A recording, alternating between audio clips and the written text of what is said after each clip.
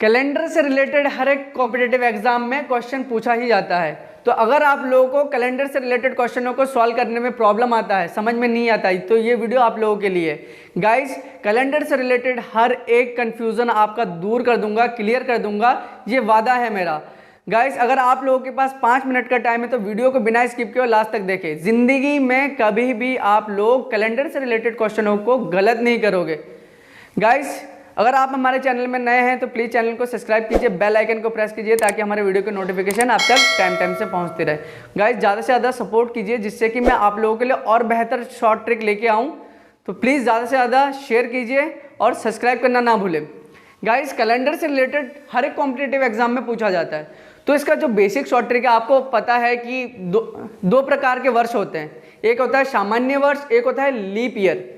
ठीक है, लीप वर्ष। तो सामान्य वर्ष तो आपको पता है कि वो 365 दिन का होता है, लेकिन लीप ईयर जो होता है वो 366 दिन का होता है, उसमें एक दिन इंक्रीज हो जाता है।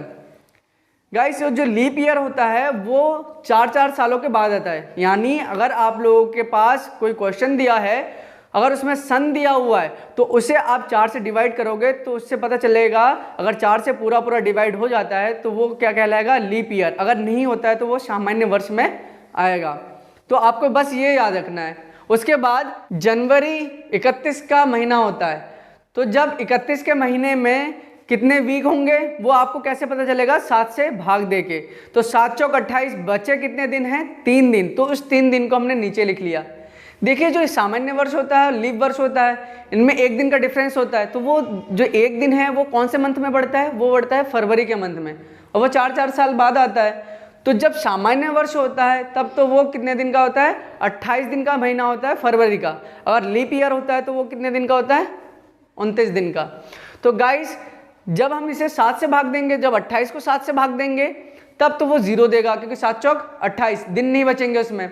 और जब 29 होगा तो एक दिन बचेगा, 7 चौक 28 बचा 1, तो वो एक दिन हमने यहाँ पे लिख लिया। यानी कि अगर लीप वर्ष हो तब हम यहाँ पे 1 जोड़ेंगे, अगर जब लीप वर्ष सामान्य वर्ष हो, लीप वर्ष ना हो तब हम 0 जोड़ेंगे। ऐसे हमने मार्च, अप्रैल, मई, जून, जुलाई और अगस्त दोनों ही 31-31 के होते हैं। तो इसीलिए हमारा यहाँ पे 3-3 शेष बचेगा। 7 से भाग देंगे, 7 चौक 28 बचा 3, वो बचे 3 दिन यहाँ पे लिख लिया। उसके बाद सितंबर, अक्टूबर, नवंबर, दिसंबर, ऐसे हमने बचे हुए दिन नीचे नीचे लिख लिए। ठीक है गाइस, इतना आपको करना है। अगर ये आपको आता है, अगर ये आपने समझ लिया तो गाइस कैलेंडर से रिलेटेड हर एक क्वेश्चन को आप चुटकियों में सॉल्व करेंगे। तो गाइस, मैंने जैसे पहला क्वेश्चन लिया, पहला क्वेश्चन क्या लिया, 15 जनवरी 2010 को मंगलवार हो तो 15 अगस्त 2010 को कौन सा दिन होगा। तो सबसे पहले हमें क्या देखना है कि ये जो 2010 है क्या ये लीप ईयर है या लीप ईयर में है, नहीं है। क्यों नहीं है, क्योंकि 4 से भाग नहीं जाएगा। तो लीप ये सामान्य वर्ष है और सामान्य वर्ष में 365 दिन होता है। यानी कि फरवरी का महीना हमें क्या लेना है, 28 को जब 7 से भाग देंगे यानी कि 0 वाला लेना है हमें। तो सबसे पहले 15 जनवरी, जनवरी में कितने दिन होते हैं, 31 दिन होते हैं। जब 15 को घटा देंगे तो बचा 16। तो 16 में आप क्या करो, 7 से भाग दो, 7 दूनी 14, बचा कितना, 2 दिन। कितना बचा, 2 दिन। यानी कि यहाँ पे आप 3 की जगह क्या लोगे, 2 लेना पड़ेगा। अब क्या पूछा है, 15 अगस्त 2010 को कौन सा दिन होगा, क्योंकि 15 अगस्त पूछा है। यानी कि फिर से 15 को आप भाग दे दो 7 से, तो क्या होगा, 15, 7 दूनी 14, यहाँ पे बचा 1 दिन। ठीक है, यानी कि अगस्त में आप, अगस्त कहाँ है, ये आपको यहाँ पे 1 दिन लेना है। अब क्या करना पड़ेगा, अब ध्यान से सुनना, यहाँ से आप जोड़ते हुए अगस्त तक जाओ। 3 की जगह में 2 लेना है क्योंकि शेष 2 दिन बचा था। तो 2 सामान्य वर्ष है तो 0 लेना है। इनके 2 और 3 5 और 2 7 और 3 10, 10 और 2 12, 12 और 3 15, 15 और 1 लेना है 16। यानी कि 16/7 जब करेंगे तो 7 दूनी 14, बचा 2 दिन। यानी कि 2 दिन बाद, मंगलवार के 2 दिन बाद जो भी दिन होगा वो 15 अगस्त 2010 का वो दिन होगा। तो मंगलवार के 2 दिन बाद मतलब बुध बृहस्पतिवार, यानी कि वो जो दिन होगा 15 अगस्त का वो दिन होगा, वो कौन सा दिन होगा, बृहस्पतिवार। क्या होगा,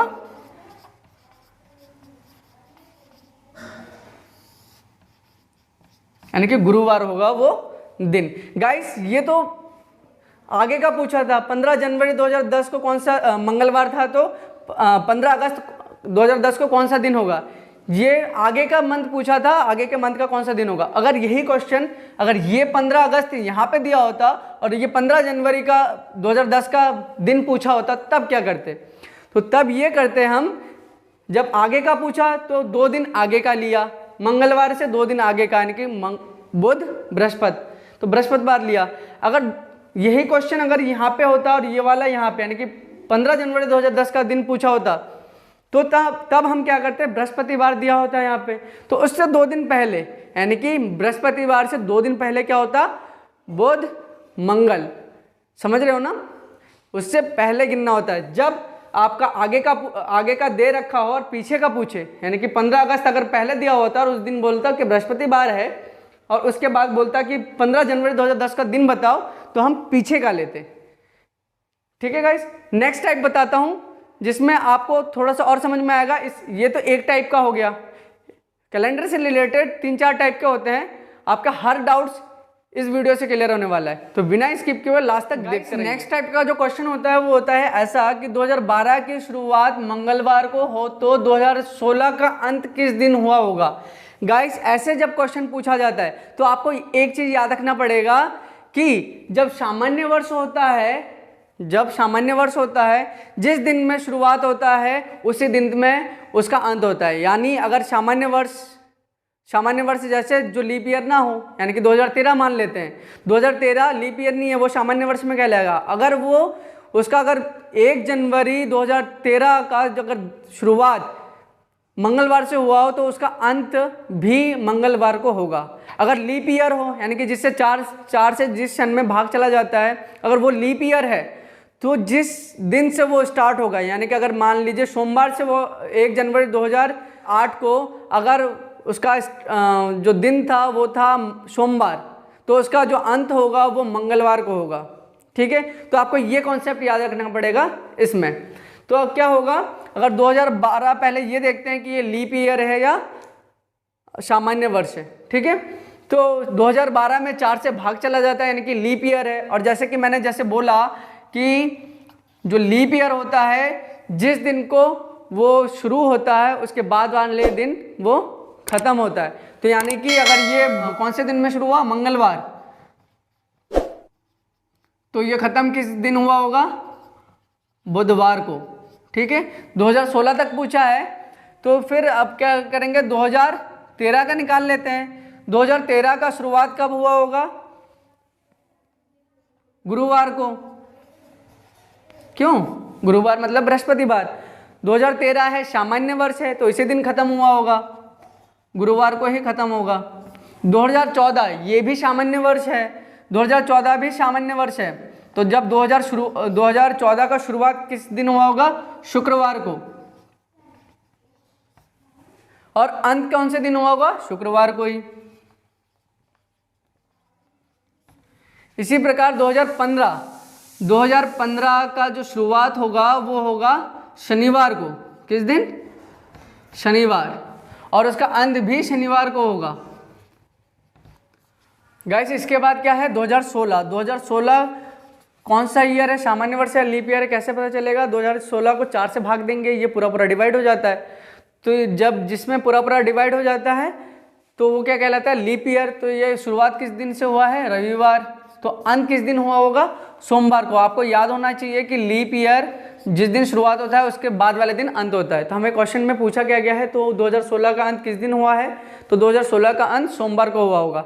गाइस, आज के लिए सिर्फ इतना ही। बाकी बचे हुए क्वेश्चन जो कैलेंडर से रिलेटेड हैं नेक्स्ट वीडियो में बताऊंगा। इसमें बताऊंगा तो काफ़ी लॉन्ग हो जाएगा। गाइस, वीडियो कैसी लगी कमेंट सेक्शन में बताएं। अगर अच्छी लगी तो प्लीज़ वीडियो को लाइक कीजिए, शेयर कीजिए, सब्सक्राइब करना ना भूलें। ज़्यादा से ज़्यादा सपोर्ट कीजिए, जिससे कि मैं आप लोगों के लिए रीजनिंग और मैथ के ज़्यादा से ज़्यादा शॉर्ट ट्रिक लेके आऊँ, आपको प्रोवाइड करवाऊँ। तो प्लीज़ ज़्यादा से ज़्यादा सपोर्ट कीजिए। मिलते हैं नेक्स्ट वीडियो में। Thank you.